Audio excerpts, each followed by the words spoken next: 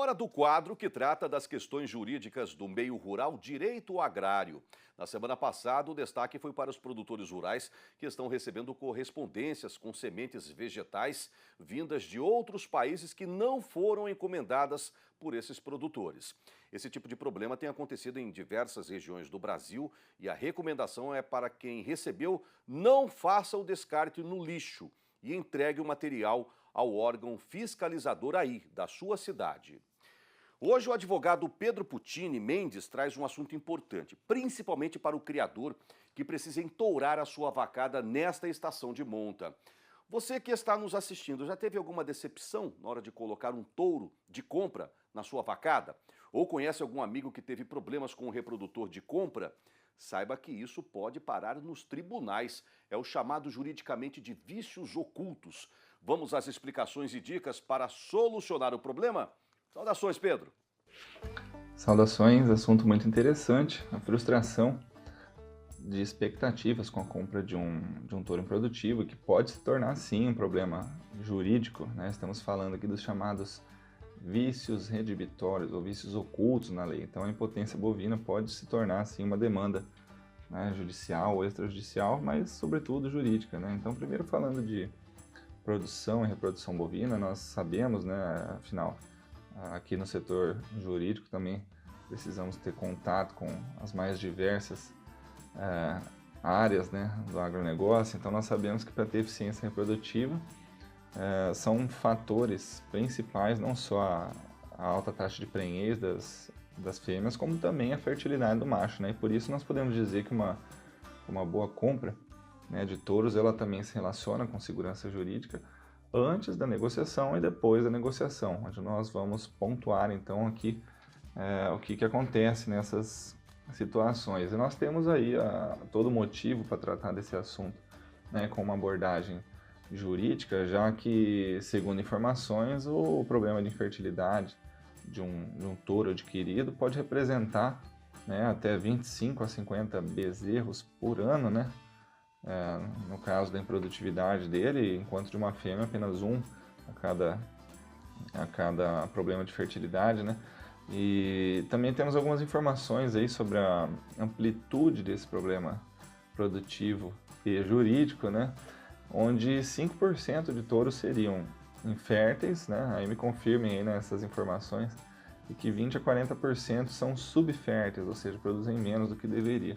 Bom, então o que diferencia uma boa compra, sob o ponto de vista técnico e jurídico, são as formas de comprovar a fertilidade desse touro através dos competentes exames veterinários, aí, né, andrológicos, enfim, aquelas avaliações de condição física, histórico de saúde, fatores hereditários, qualidade genital e de sêmen, espermograma, enfim, todos esses requisitos técnicos, até para evitar que isso se torne um problema, né, que seja transferido, né, dentro desse projeto de produção e reprodução.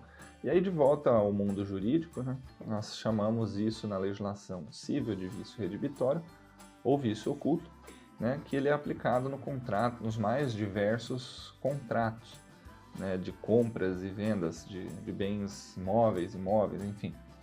E esse vício redibitório ele explica a possibilidade de um vício, ou seja, de um defeito que é oculto naquilo que foi objeto da venda, no caso, o touro. Então, ele é um vício onde o comprador ele não poderia ter tomado conhecimento disso quando efetuou esse negócio, né? Consequentemente, esse vício acaba tornando o objeto da compra imprestável ou impróprio para utilização, ou também pode acabar diminuindo o seu valor de compra e de venda, né? Então isso deve ser equilibrado, né? A solução deve trazer equilíbrio de volta a essa negociação. Bom, mas não é qualquer defeito, não é qualquer situação existente que possibilita a responsabilização por vício redibitório, né? Esse vício ele tem que ser oculto, né? Não pode ser aparente, que é o inverso, né? Ele tem que ser desconhecido do adquirente no momento dessa compra, ele tem que ser grave, e nisso muitas decisões judiciais, em casos parecidos, já consideraram que isso é um vício grave, né?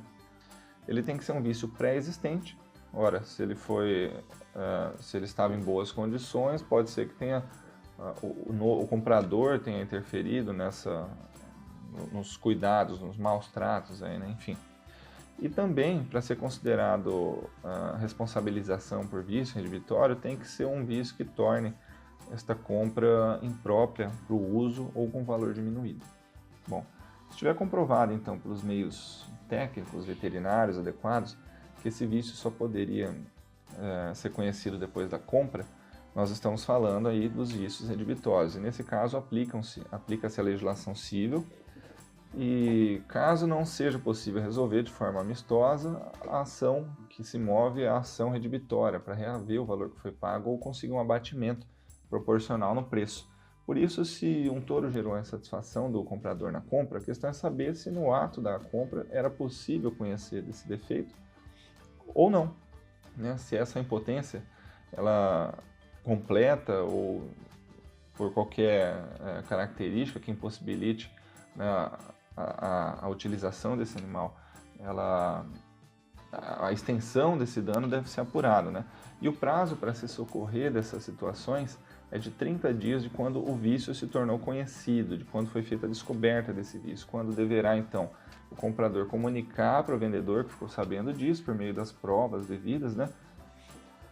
Mas enfim, para não prolongar esses problemas no judiciário ou em longos processos, né? A nossa recomendação é que se façam bons contratos e que esses contratos de compra e venda desses animais possam anexar os exames necessários como parte dessa negociação, né? E que também possa prever algumas garantias no caso do surgimento desses vícios, né? Permitindo, então, que essa negociação seja solucionada de forma amistosa. Saudações, até a próxima. Maravilha, grande Pedro, dá saudade da época do fio do bigode, né, pessoal? Eu sou um selecionador, vendo um touro para você. O touro não desempenhou o papel que ele deveria, traz ele para mim que eu te dou um outro, né? Vamos evitar que isso vá parar nos tribunais, é dor de cabeça para todo mundo. Bom senso e, é claro, a garantia do meu produto para você, né? Enfim, mas é uma coisa bastante comum na pecuária, viu? Um grande abraço a todos os selecionadores do Brasil.